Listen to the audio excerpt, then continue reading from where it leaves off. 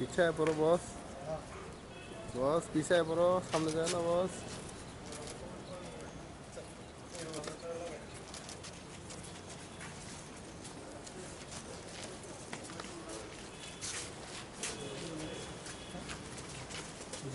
Home varieties, home varieties, home varieties, home varieties of supermarket উপরে তার কাছে আছে।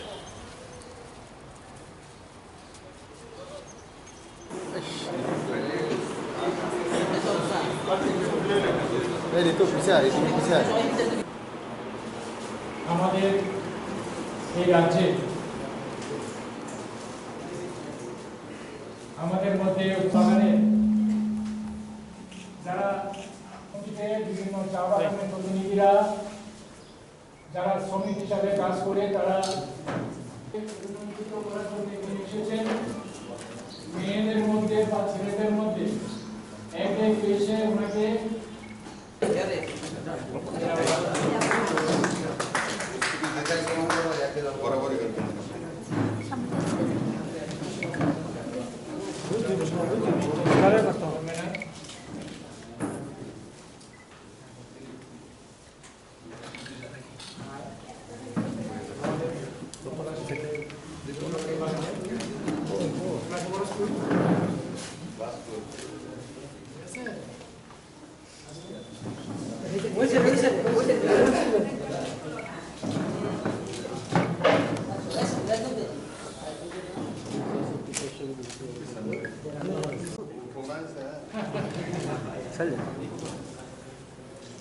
যে বাগান থেকে এসেছিল আপনার নামটা বলে দেবেন।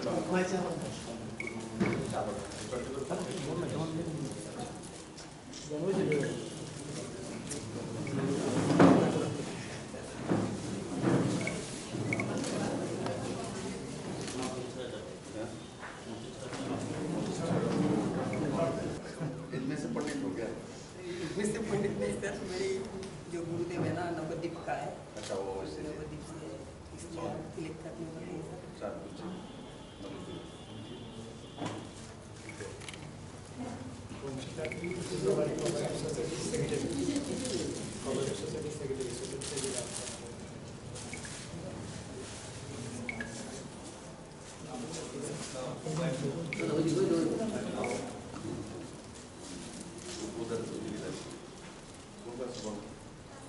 আপনারা সবাই অবগত আছেন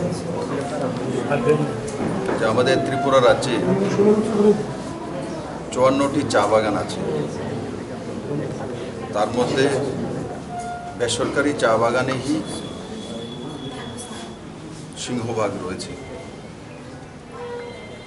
একসময় এই চা বাগানগুলো এবং তার ম্যানেজিং সিস্টেম এবং তার প্রোডাকশন এই তিনটাই রুগ্ন প্রায় হয়ে যাচ্ছিল। 2018 পর থেকে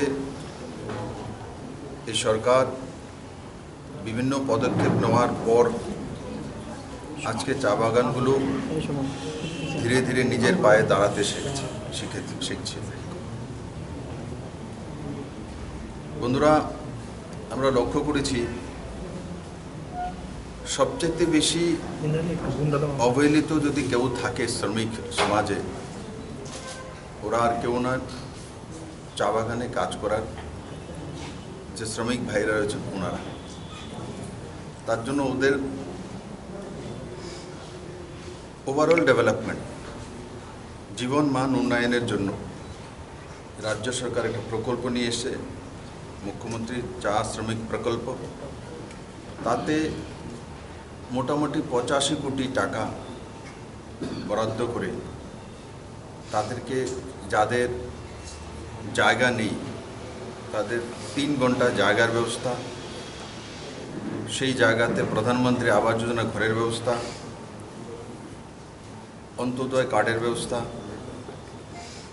পড়াশোনা করার জন্য এডুকেশনের যেই প্যারামিটারগুলি প্রয়োজন সেগুলোকে ডেভেলপ করা, রাস্তাঘাট তৈরি করে দেওয়া, ফ্রি জলের ব্যবস্থা করে দেওয়া, হায়ার এডুকেশনে কোলাটেরাল ফ্রি লোন এবং ডিসকাউন্ট লোন দেওয়ার ব্যবস্থা, হেলথ ইন্স্যুরেন্স তৈরি করে দেওয়া ফ্রিতে, এবং যারা বিভিন্ন ভাতা পাওয়ার যোগ্য, সে ওল্ড এজ পেনশন হোক, বিধবা ভাতা হোক, সিঙ্গেল ফিমেল হোক, সিঙ্গেল গার্ল হোক, এই সবগুলো আমরা কার্যান্বয়ন করব এবং তার সঙ্গে সঙ্গে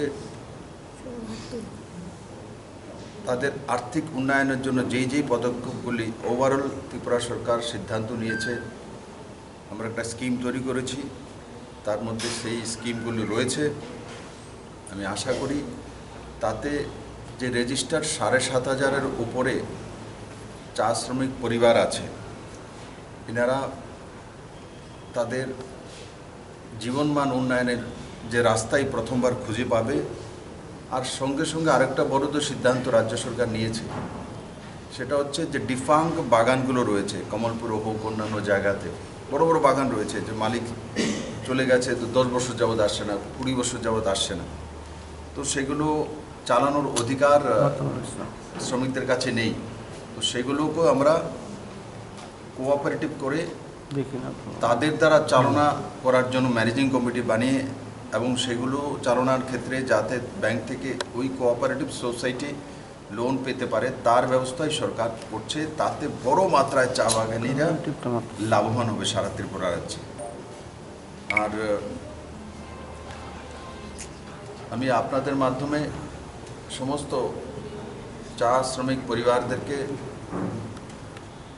আহ্বান করব, দেরি হয়েছে কিন্তু নরেন্দ্র মোদীর নেতৃত্বে সরকার আসার পর প্রথম দিন থেকেই আপনাদের জীবনমান উন্নয়ন কিভাবে সুরক্ষিত থাকতে পারে সেই দিশাতে রাজ্য সরকার কাজ করেছে। এবং এপ্রিল থেকে আমরা যে তাদের ন্যূনতম মজুরি সেটাও 176 করে দেওয়া হবে এবং সেটাও ওনাদের জন্য একটা বড় প্রাপ্য হবে। আর বাকি কি সুবিধা হতে পারে তাদের জীবনমান উন্নয়নের জন্য সেই দিকে রাজ্য সরকার কাজ করছে। আর আমি অত্যন্ত এবং আমার সরকার অত্যন্ত খুশি। এখন আপনারা দেখেছেন এই রাজ্য সরকার আসার পর ইউপিএসসি এক্সাম হোক, অল ইন্ডিয়া এক্সাম হোক, সেগুলোর মধ্যে প্রতি বছর কেউ না কেউ ত্রিপুরা থেকে সিলেক্ট হচ্ছে। আর টিসিএসে এবার আমাদের ত্রিপুরা থেকে একজন চা বাগানের যে শ্রমিক, তার ছেলে কোয়ালিফাই করেছে, আমার কাছে এসেছিল, আপনারা সোশ্যাল মিডিয়াতে দেখেছেন। আজকে পরিবর্তন হচ্ছে, এই প্রথমবার ত্রিপুরা থেকে চা বাগানি কোনো ছেলে টিসিএসে এক্সাম দিয়ে কোয়ালিফাই করেছে এবং কোনো না কোনো জায়গায় আপনারা তাকে দেখবেন ভিডিও হয়ে কাজ করবে, এসডিএম হয়ে কাজ করবে, একসময় প্রমোশন হতে হতে সেক্রেটারি পর্যন্ত যাবে। তো এটা একটা ত্রিপুরার জন্য পজিটিভ দিক এবং আমরা যে কাজ করছি এবং কাজ যে ত্বরান্বিত হচ্ছে তার প্রমাণ এই ব্যবস্থাগুলো নিয়ে আসে।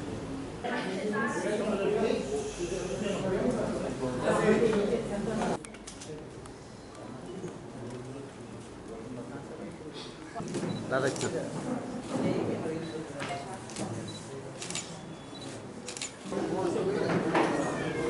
হুম